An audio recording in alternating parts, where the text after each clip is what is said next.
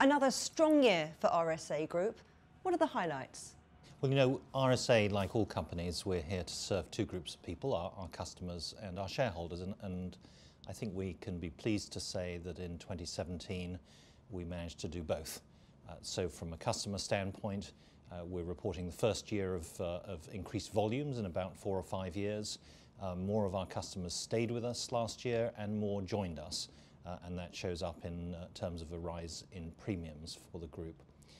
But also for our shareholders, we did another record year. So our profits rose 10%, earnings per share. Our return on capital rose up to 15.5% in the upper half of our range. And our underwriting profit was an all-time record for us. So good progress for both the groups we serve. The insurance industry had a pretty tough period in 2017. I'm thinking hurricanes and extreme weather. What impact did that have on performance in the UK in particular? Well, you know, the insurance industry is, of course, in existence to help our customers deal with bad events. And the flip side of that is a bad event therefore causes losses for us, and we have to work through that. And in many respects, although 2017 was one of the worst loss years for the global insurance industry, driven mainly by hurricanes and things like that in the US and the Caribbean. Despite that, RSA has got record results, and I think what that is saying is something about the resilience of our company, the way that we have structured ourselves, the way we've protected ourselves, and the way that we're spread across a number of different geographies and groups of clients. And so no complaints about last year, but it was tough, and in a sense that element of toughness manifested in us serving our customers, particularly the ones that were affected by difficult events and the Nat Cats in the US and the Caribbean. Now, when we look at our results from a shareholder angle, there's no doubt that some of those Nat Cats, which cost the global insurance industry, I don't know, something like £100 billion, they cost us something like £70 million, not very much in a global context, but that was certainly enough to take, if you like, the shine off the results that we report, particularly in our UK and international business segment. And so when we look across the group, we had fantastic results in every one of our overseas businesses, but in the UK business where we book what we call our London market, some of our international business, and that was what was affected by the Caribbean and the US hurricanes. There we made a small loss for the year, which we're disappointed by, but which is a natural outcome of us absorbing the difficulties that we're there to protect our clients for. You talk about your international markets. Give me a little bit more detail on how your regions are faring. The essence of the plan that RSA has set out is that we want to move our performance levels to what we call best in class in every region, so that in each region where we operate, and we have 3 major regions, Scandinavia, Canada and the UK, with some international businesses around that, in each region we would like to move our performance towards the best insurers in that region. And we can see that from a customer angle, of course, and we can see it from a shareholder angle. So when we report our results, the shareholder angle tends to be the one that's easiest to display. What is terrific, I think, about our progress and what we can show in 2017 is that in 2 of our 3 big regions, in Scandinavia and in Canada, our performance, our profitability, is now within the best-in-class ambition that we've laid out for the first time probably ever. And so we've caught up with and indeed passed a lot of our very respected competitors in those areas, and we're producing really excellent results for shareholders in both Scandinavia and Canada. And by the way, I think we can do better still, and we're dedicated to doing that. The UK, as we've mentioned, had a really difficult year, and there's some things that were just bad luck in that, and there's some things we need to do better. Let's talk about your customers, because customer metrics seem to be going in the direction you'd like across all regions in premiums and retention. What's made the difference?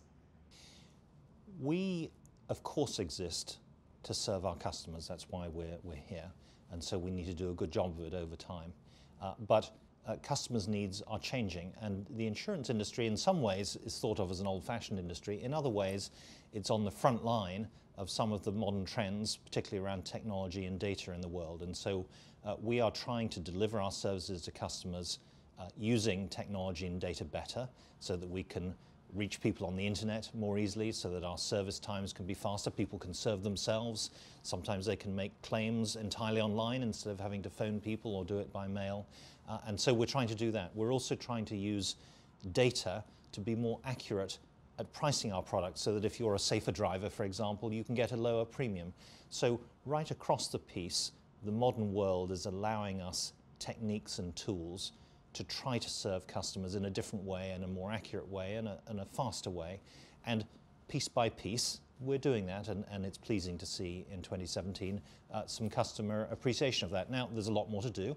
There'll probably be never be a year that we don't want to improve, but 2017 showed advances. You talk about tools and techniques, and in your results you emphasise underwriting as the critical discipline for RSA in the future. What progress has been made, and where's there room for improvement? Well, of course, underwriting is to an insurance company what making a car is to a car company. That's what we do. And so you better be good at what you do. And again, the modern world is giving insurance companies more techniques to be cleverer and more accurate in the risks that we take and the way we price it and the way we protect our customers and then ourselves in relation to those risks. And so every single year we are trying to become better and better underwriters by harnessing the tools of data, of technology, understanding more accurately where weather events can hit, understanding more accurately the probability of car crashes or of any other of the events that we insure our customers against. And what I can say is that we're seeing some benefits from that. So for, I think, 4 years in a row, including last year, what we call our attritional loss ratio has improved every single year, which is one of the key factors driving our profitability. Now, also in every year, there are things that bounce around. If you have good or bad weather, if you have more or less fires or more or less crashes or whatever. But the underlying improvements are there, and we're dedicated to continuing that. You're raising your cost target again in 2018. And while you're continuing to improve customer service and underwriting, where's the opportunity? It's an absolute fact of modern business that to compete successfully, to serve our customers well and to serve our shareholders, we need to be really efficient, really cost competitive, really productive. And insurance companies in a relatively mature and competitive sector especially have those pressures. And so one of the key elements of the way we've been improving RSA in recent years has been to get much more cost competitive. And that really means making our people much more productive. So less people serve the same number of customers, or hopefully ultimately more customers are served by our people. And so we're using technology, we're using tools, we're using all of the modern elements of how to make a company more productive. We're pleased there have been good results. We're able to increase our cost-saving targets from 2017 for the 4th time. So we now think we can save £450 million every single year by 2019. And we're pleased by that. And I think that, again, that's an element that is driving both our record profits and, I hope, prospects for more, and our ability to be competitive for our customers. Every time we speak, you talk about RSA Group being more efficient more of the time. 2017 was the last year of balance sheet restructuring. So where do you see your best-in-class priorities now that's complete? The last 4 years at RSA have involved a lot of work to restructure the group and to allow us to compete more successfully in the future. And that has not just involved a lot of effort, but has involved some noise in terms of our financial statements with different charges and things, businesses we sold and so on. The period of noise, I hope, is over. We believe 2017 was the last time when there were unusual items in our profit and loss statement, and that reflects the fact that we've cleaned up our balance sheet, we've cleaned up the group's geographic operations to the ones we just want to concentrate on.